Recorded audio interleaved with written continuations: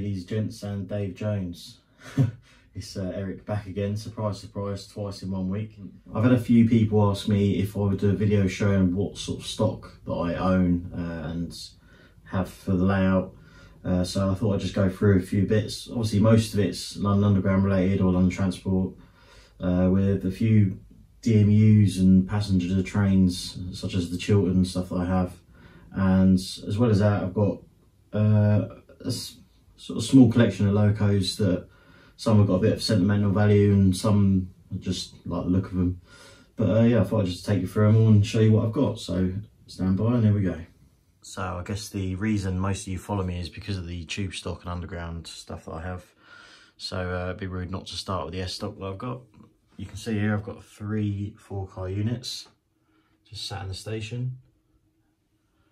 Now this one closest is actually currently on eBay because I thought I don't need 3. So the plan is I'm going to sell this one closest to, and with the money from that I'm going to replace it with something else. Probably a Radley Models kit of an A stock, which these replaced on the Metropolitan line. So keep an eye out for that. But yeah, this is just a DC one, which is just a standard S stock as they come. I've got the one in the middle platform is my Dcc Sound version, so it's got Lego Man Biffo sound in with Lock Sound V5 decoders.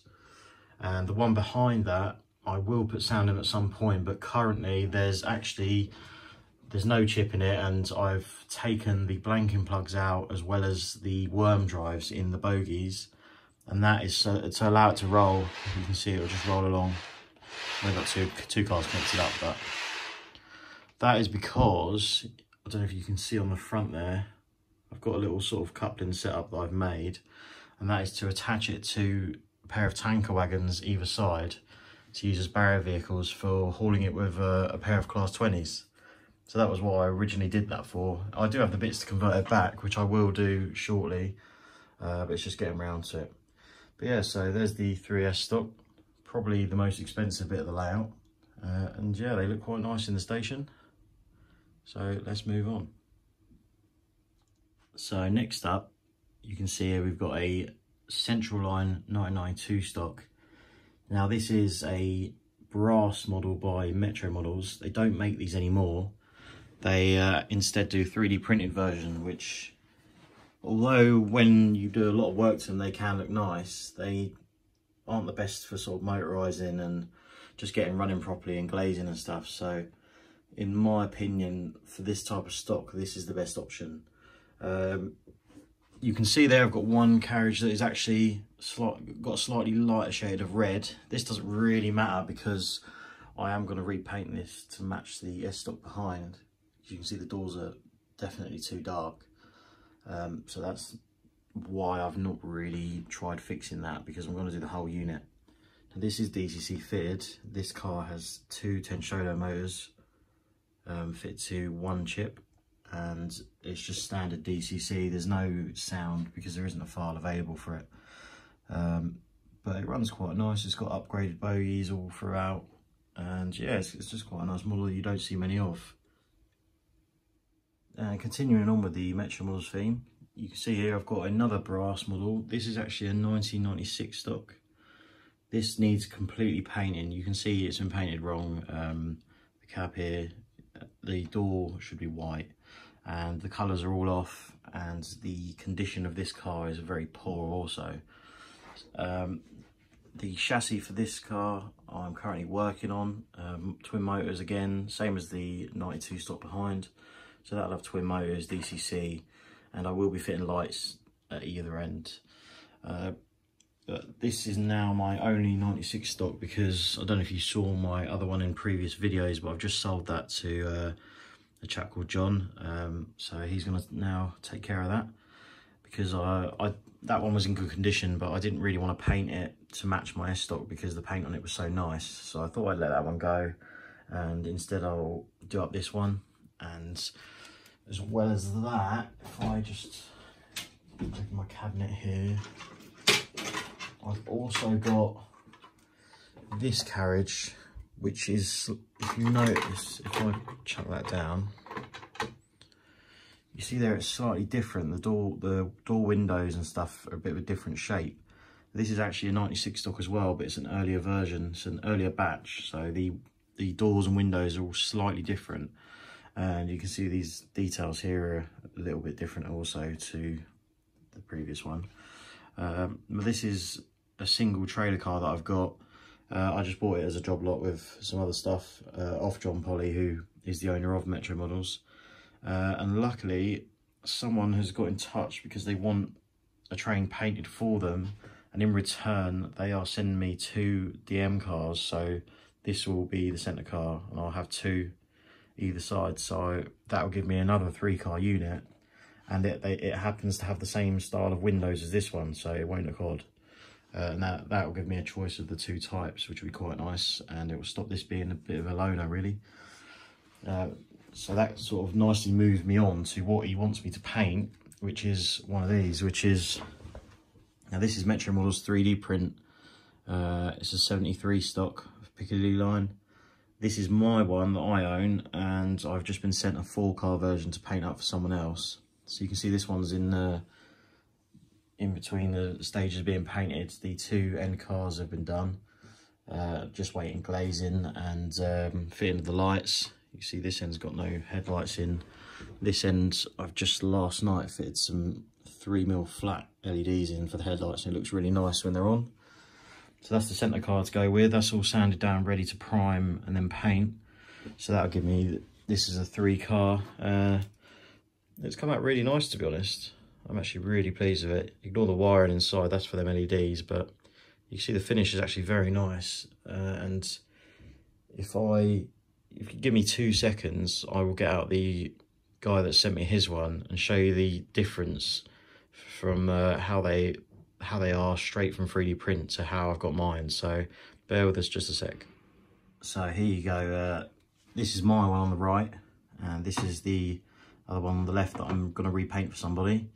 So the easiest way to sort of show you the difference, I suppose, is to hold them up close to the camera. So you can see on mine, the paint is nice and smooth. If you put it in the light like that, you can see it shines off nicely, and it's quite a, well, if I do say so myself, it's quite a decent job, I think. Now if I put that down and show you this one,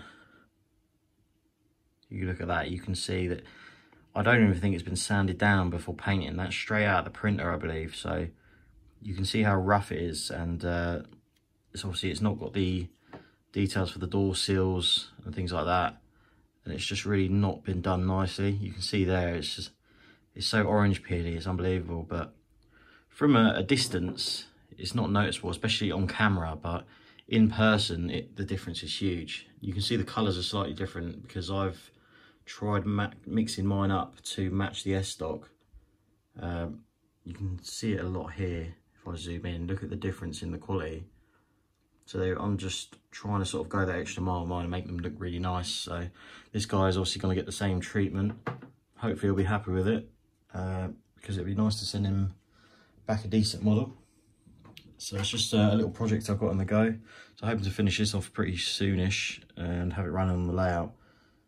Yeah, that'd be nice to see. So that brings me on to this little model. This is a resin kit from Radley Models. I don't believe they do this kit anymore though.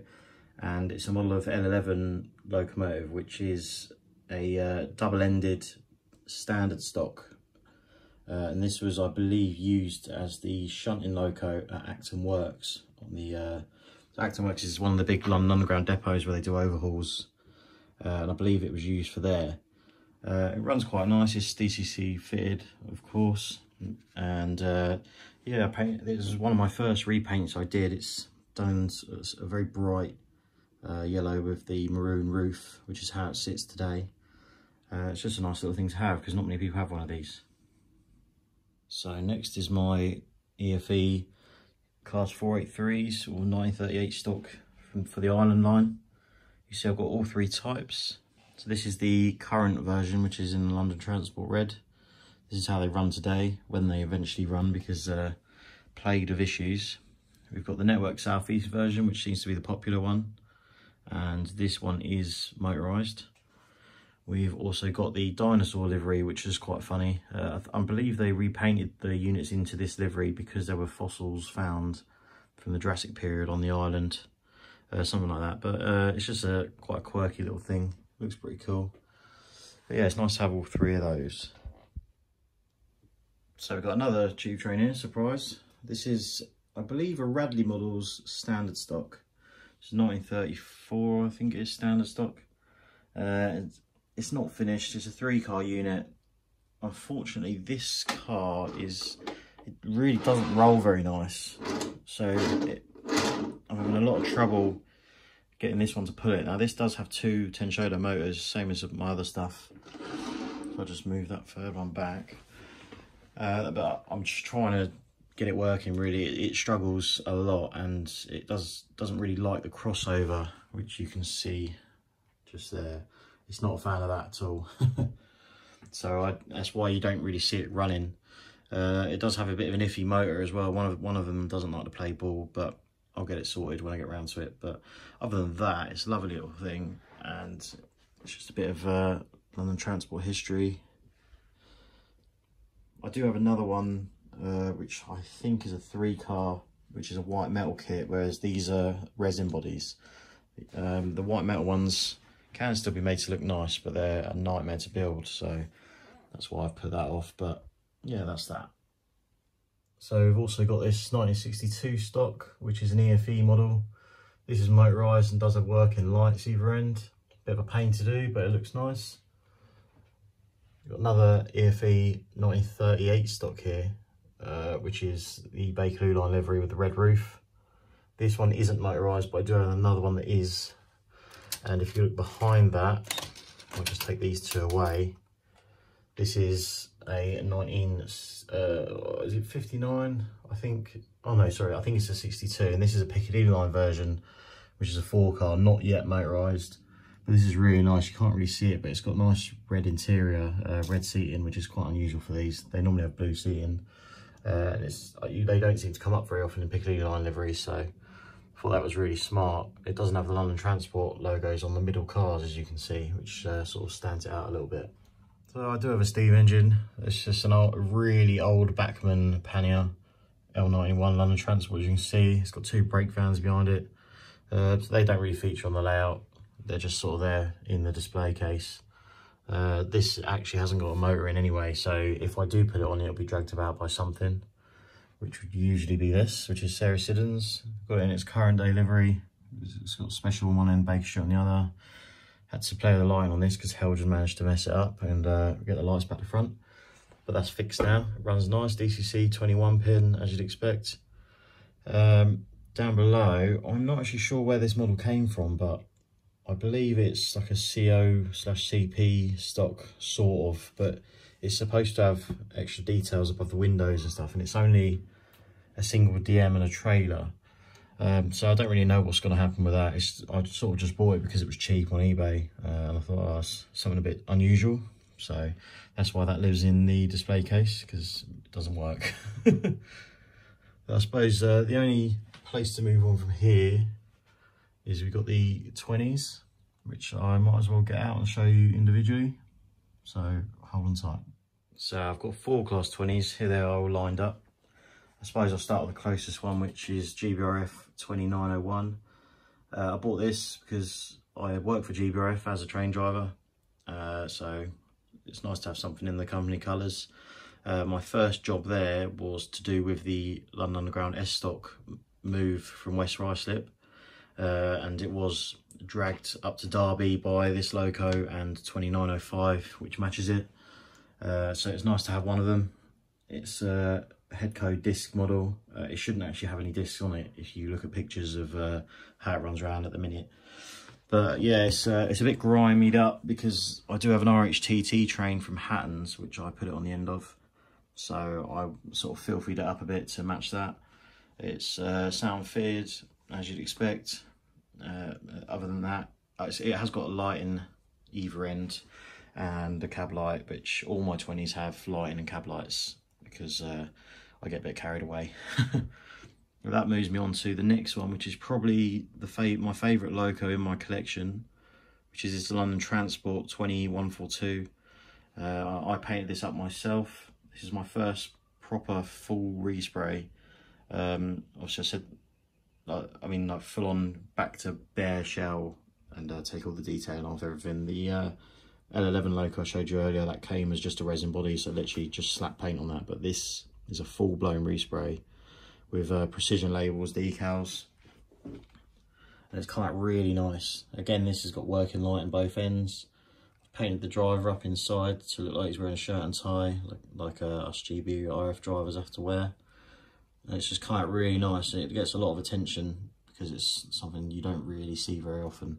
I believe it's actually the only one that's been done in this scheme for this Loco, sorry, because I know the other 20, which is 20, is it 227? I can't remember actually off the top of my head. That has been painted by someone before for a competition, but that was obviously the other version of it, and I believe it looked a bit too dark anyway, so it didn't really go. But yeah, that's my favourite Loco that I own, so that gets a lot of use, as you probably noticed. That moves me on to these are the standard London Underground 20s you could get. You've first got 20227, and then you've got 2189. Now this is in the London Underground red. The story goes, so I've heard, that when this was painted, they accidentally used the wrong shade, which is why it's such a light red. And then they thought, oh, it looks nice, we'll just run with it. So that's why it's a bit of an odd shade. It's got a horrific attempt at weathering on it, which I need to remove. And again, it's fitted with lights and sound. Actually, sorry, no, this one doesn't have sound. This I've actually turned into a dummy Loco. It's got no motor in it, and it's got a speaker under the fan. And if you look here on the coupling, it's got a permanently fitted coupler with a little 2-pin electrical connector, and them 2 pins are to operate the speaker. So this Loco, although it does have a decoder for lights each end, the speaker is controlled separately through those 2 pins on the end. And those 2 pins, you can see, because it's designed to work in multiple with this one. So you can see this, can't really get an angle of it there, but you can sort of see this 20, there you go. It's got a plug on this end, because I usually run these ones nose to nose, or bonnet to bonnet, whatever you want to call it. So they normally run together. So that's why there's no point putting sound in 2 Locos. So I thought I'd just take the motor out of one, put lights in it, and then if I have 2 speakers, it sounds like the sound's coming from both. It works quite well, to be fair. But yeah, that brings me on to this one. So this is obviously motorised. This has got sound, but it's only the standard Bachmann sound in this one, whereas that one's got Jamie Goodman sound. And this one, I can't actually remember what file it is off the top of my head, to be honest with you. I'll have to look that up, but it needs some work anyway, so I've not actually used it on the layout for quite a long time, because I need to sort out some of the wiring on it. The lighting isn't quite working perfectly, so I've got to take it to bits. But yeah, so this one's Bachmann sound. Again, it's got lights both ends, and you can see on them all I've fitted the high intensity headlamp. The only one of the 20s that comes with the headlamp is the disc head code version, as you can see it there in the middle. Now that comes from factory, whereas the ones on all of these I fitted myself. You can see there it blends in quite nicely, you wouldn't know. And used LED kit off, what's his name, Stick Swipe on eBay. LED kits off him with a fibre optic for the high intensity lights. It works lovely. But yeah, they're the 20s. So I'll stop boring you with those now. So continuing the GBRF theme, we've got my 66s here and a 59. I've got 3 66s, 159 in my collection. So we've got 66701 here. This is the first 66 that I drove on the main line. That was during my sort of handling hours, which is where you go out with a mentor driver to teach you how to drive a train, basically. And this is the first Loco. So this is the first Loco I properly drove, and I drove it from Peterborough to Felixstowe, so it's quite a way, and then back again. So that's why I ended up with a model. It was a nice thing to have, like a little sentimental thing. Moving on from that, oh sorry, this has got a Hornby TTS sound in it as well, with an upgraded speaker. It's got an iPhone speaker in it. In my opinion, it's actually the best 66 sound file that you can get. It just obviously doesn't have the functionality of the others. This is 66718, which is London Underground Sir Peter Hendy. This is really nice. I have driven this one on the main line as well. I drove this from, where was it, Acton down to Eastleigh, delivering one of the new Hitachi Class 800s for LNER, I believe. So that was really nice day. Nice and sunny as well. Got a lot of photos taken of me in that. That's got ESU V4 with Lego Man Biffo Farm. Got 66721 here, Harry Beck, which is probably most people's favourite. I've not driven this on the main line actually, only around the yard, which is unfortunate. It's a nice loco. You can see the livery is fantastic. It's probably the best liveried loco that you can buy in model form. It's unbelievable really that they managed to put this on the side. This has had a lot of work done to it. This has got a V4 with sound. This has got fully independent lighting. It's got marker lights. It's got the cab lights are fully independent. Everything. It's literally had the works there. And I've just also done Cotsmore Dave's version as well. So he sent me his one, and I've done the full works to that as well. And it really does make a nice difference. Just it's quite a special loco, so it's nice to have it go the extra mile on it, if you know what I mean. And moving on from there, we've got 59001, which I have also driven. So I bought this because while I was on my training, I was based down at Westbury for most of it, and out of Westbury you haul the jumbo trains from Merehead and Watley quarries up to Acton, and then they get split up into 3 different trains. That's how big it is. The heaviest one I drove, I think the total weight was 4,600 tons, so it's the heaviest train in the UK basically that runs daily. 59s are just a complete monster of a loco, and I don't know how they managed to pull it, but they do. So I thought I had to have a model of it. It has got lighting fitted one end, but I did it about 2 years ago now, so I really need to redo it because I didn't have a clue what I was doing at the time, so it's not the best job. But it's nice to have it in the collection, although it doesn't really get used because of its lack of proper lighting, and it doesn't have sound. I did briefly sort a sound file for it, but then I changed my mind, so it's sort of been on the back burner.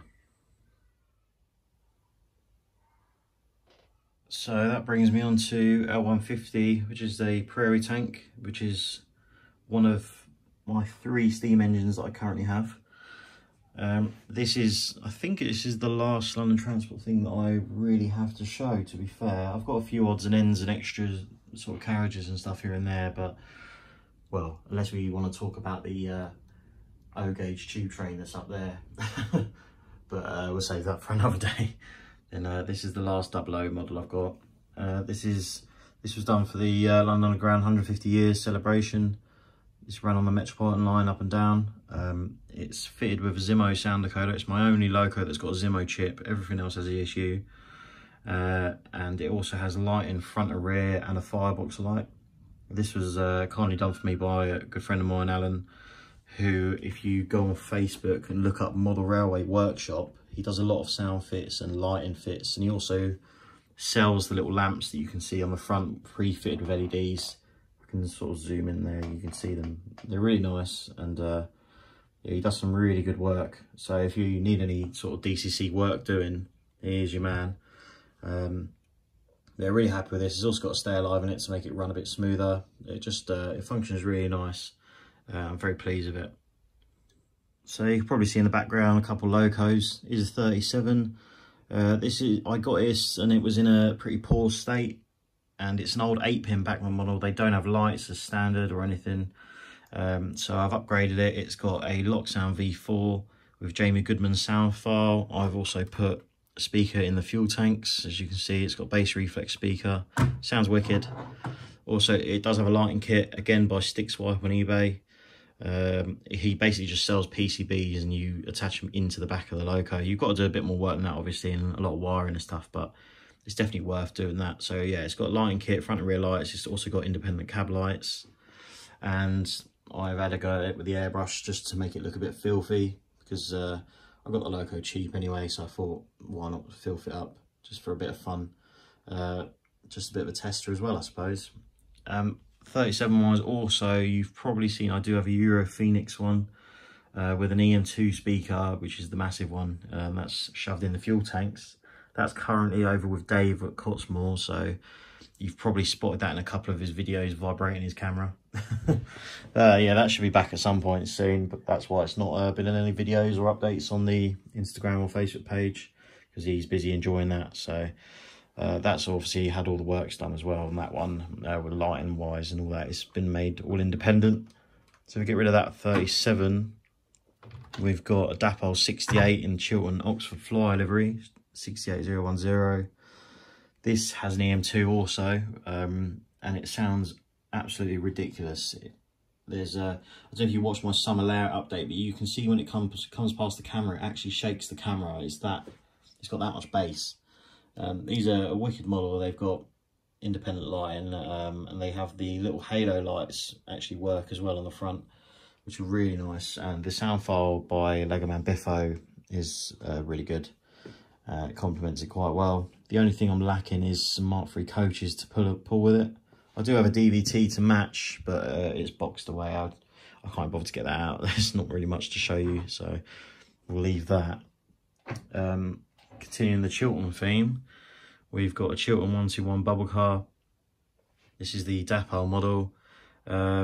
Exterior wise, it's pretty much standard, other than underneath you can see here there's a little sugar cube speaker just stuffed under the underframe. You can't really notice that it's there unless I tell you, because I found that having the speaker inside here where it normally goes, it muffles the sound too much. So I've done that to make the sound a lot clearer, and it really has helped a lot. Also, I've messed about with the PCB to make the interior lighting work properly with the decoder, because some of you probably know that these have a bit of a funny wiring setup, and the decoder, not all decoders can turn the lights on and off, which is an absolute pain, but it's quite a simple fix. Yeah, that's a very nice little thing. You see that used a lot for running sessions and stuff. A quick oddball in the middle of the Chiltern fleet is my Dapol Western, which is in chromatic blue livery, which came out last year. This is because during my apprenticeship, I did a lot of work on the 1015 Western Champion, getting it back on the main line, which was a success in the end. Did an awful lot of work to it. You can see it's not obviously got the nameplates fitted yet, because I'm still waiting for Extreme Etchings to get them in stock. Every time I see them at a show, they've run out. So I'm just sort of waiting for that to happen. This does have sound. It's a V4 with Jamie Goodman's file again. Jamie Goodman's Western file does sound very good.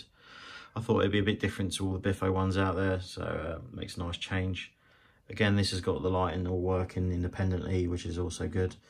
And it sounds awesome. It's got twin iPhone speakers in it in a minute, but I might actually change that to an EM1 speaker mixed with a single iPhone speaker, but I have to stay tuned for that one.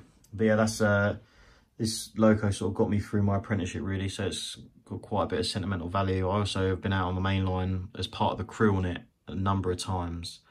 I was travelling around on this in the cab doing sort of 90 mile an hour. It's ridiculous. It's so much fun, but I can't recommend it enough if you ever thought about volunteering for the diesel traction group. It really is worthwhile when you get out on the main line behind it. But yeah, so enough of that. Let's go back to the Chiltern stock. So I'm not going to get it all out, but you can see here's my DMUs.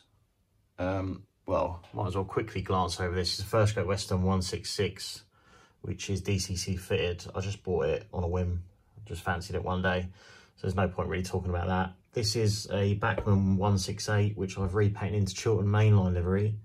I've only done the two cars, so the middle car, because it was damaged, I didn't bother repainting it.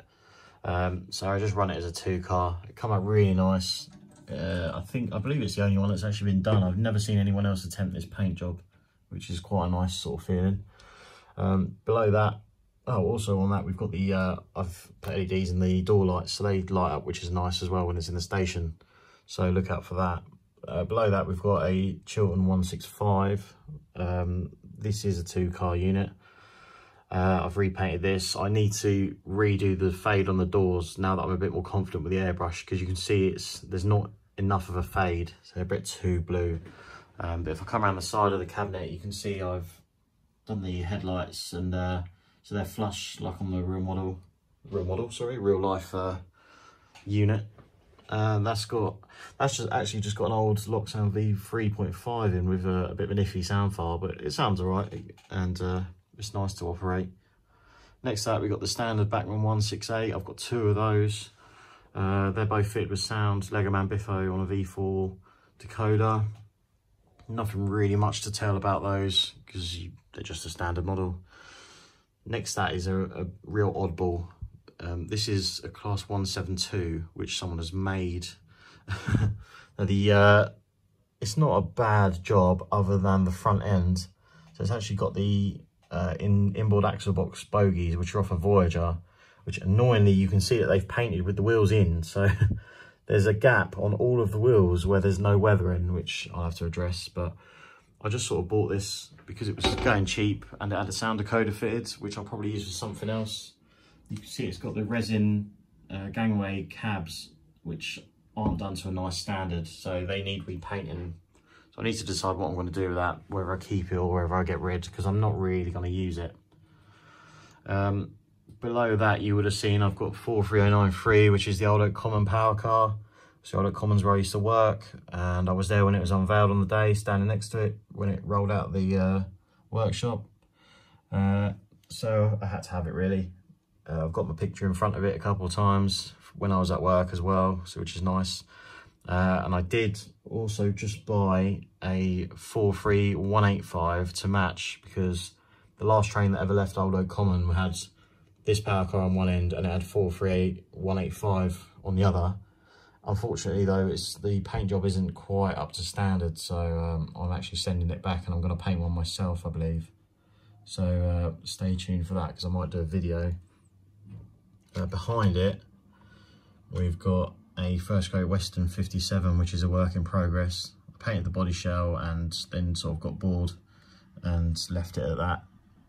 The shell's quite a nice colour, but I just need to finish it off, put all the glazing back in, do transfers and all that, so that's where that's at the minute. So also in First Great Western, this is Local Lines liveried 150-232. I got this last month. You would have seen it on the summer layout update if you watched it briefly. Really nice. It's a paint job by Olivia's Trains. I've never had anything from them before. I've heard good and bad things, but this has actually come out really well. I bought it off someone else. I didn't get it done myself. But yeah, I saw it and had to have it. Just looks really smart. It doesn't really fit in with the layout, but same as with my other First Great Western stock, I just a bit of sentimental value with them after working with them. It was my first job, so got that. And then further up, talking of the HSTs, if I take you over to the O gauge layout here, I've got now have four dynamic lines, Mark III coaches, which is nice. I need a couple more to have a full rake. I think I need a B, C and D coach. And then I'll have a 2+7 HST, which will be nice. In front of those, you've got my Harrow Models white metal built Dreadnaughts. These are Metropolitan Railway Dreadnought coaches. You can see I've almost done almost finished two of them. They just need glazing. The interior's all painted. They've got people in. Not that you can really see them. But I need to paint the roofs. I might repaint the body sides because I'm not 100% happy with them. But other than that, they run really nicely, which is nice. And yeah, you can see I've got a third one here, which is built, but it needs all the paint doing and people added. Next to that, might look similar, but this is actually a Metropolitan Railway T stock. It's quite a similar sort of thing, but these were powered rather than just coaches. So that obviously needs building. You can see that's the driving car, but that needs painting. You see the front end there just about. If I put that back, I've got another two of these. I've got an intermediate carriage and I've got another driving motor car. So that'll give me a 3-car set of that, and then I have also 3 Dreadnaughts once they're all completed, which will be pulled by my little L150 steam engine that you saw earlier, and Sarah Siddons, or also the London Transport 20s potentially. While we're looking at the O gauge, might as well show you, I've got London Transport L94 pannier tank, which is sound fitted. I've got a brake van by Dapol, which I was intending to paint the fronts in the red to match the LT colours. Got an old Martin coach behind it, and then over here I've got an 08, which is Dcc Sound fitted, and then just a little open wagon. That's all I've got in the O gauge layout, other than model of my car, one of my cars that I own, a little model of my Mark II Polo. But yeah, the O gauge is only a 7-foot layout, so I don't really use it, to be honest. It's just sort of there for display. But I've also got 2 ARC box wagons here, which you can see, which need a bit more work to finish off. But again, I've just not got around to it. I've got too many things on the go. I suppose the only other loco that is missing is this, which is my first Great Western Railway 57604, which is currently in my little work cradle because I'm sound fitting it. You can see the Lock Sound V5 decoder there, sound fitting it, and it's got an EM1 speaker in the fuel tank. It's got an iPhone speaker under here, and it's having full directional lights and marker lights fitted, so it'll all be independent, where I can have the marker lights on separately to the main headlight if wanted. You can see that's just in my little ESU cradle I've got here. These have just come in. I think they're quite a new product, so I've got one of the first ones in the country, which is quite nice. Just thought I'd sort of test it out. My friend Alan's got the other one. Really nice. The strip in the middle is magnetic. You've got this slot here is for putting a loco in upside down, usually, so that you can take the chassis off. This slot here is obviously at an angle, so you can, as you can see, I can work on the innards of the chassis, or you can put it the other way up and mess about with the side of it. It's a really nice little product, actually. This I got supplied it through Chinner and Princess Risborough Railway. They do a lot of ESU bits. They do sound decoders, and that's where Jamie Goodman's files come from, things like that. So definitely recommend getting in touch with them, dropping them an email if you're interested in one of these, because it is a lifesaver, and you won't lose your screws anymore because it's, like I say, it's magnetic. It's brilliant. Other than that, the only locos that are missing, obviously I mentioned the 37 earlier is at Cottesmore, and my Hornby King class is currently with Alan at Model Rail Workshop. That's having, it's already got sound fitted, but he's fitting full lighting on it, and he's fitting smoke for me, just as a little project. So yeah, there you go. It's a bit of a different video for you, just showing the sort of stuff that I own, because if you, like I said, have been asking about it, you can see there's a lot of underground stuff. There's more to come as well. I'm about to place an order for a 4-car A-stock model, which, as I mentioned earlier, is what the S-stock behind me replaced on the Metropolitan line. That'd be cool. Obviously, I'll be repainting that, so there'll be some pictures or maybe a couple of videos of that coming up. But yeah, if you enjoyed it, let me know.